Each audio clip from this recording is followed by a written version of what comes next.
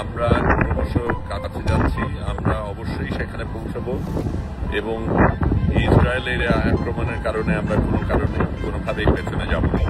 গাজাগামী global Sumud ফ্লোটিলায় অংশ নিয়ে সাহসী পদক্ষেপ নিয়েছেন বাংলাদেশি আলোকচিত্রী ও দৃকের ব্যবস্থাপনা পরিচালক শহীদুল আলম। তার এই পদক্ষেপকে সংহতির প্রতীক ও বিবেকের গর্জন বলে মন্তব্য করেছেন বিএনপির ভারপ্রাপ্ত চেয়ারম্যান তারেক রহমান।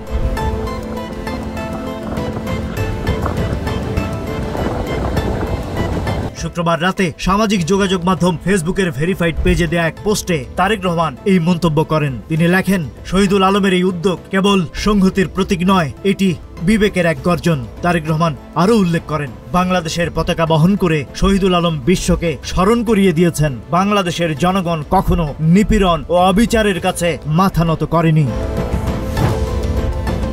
পোস্টে তিনি স্পষ্ট জানিয়ে দেন, বিএনপি সর্বদা শহীদুল আলম এবং ফিলিস্তিনের জনগণের পাশে থাকবে। এদিকে গাজা পরিস্থিতিতে যোগ দেওয়ার আগে ফেসবুকে দেওয়া এক ভিডিও বার্তায় শহীদুল আলম জানান, তথ্য প্রবাহ সীমিত থাকায় তিনি সব খবর যাচাই করতে পারছেন না, তবে তিনি সময় মতো নিজেদের আপডেট জানাতে থাকবেন।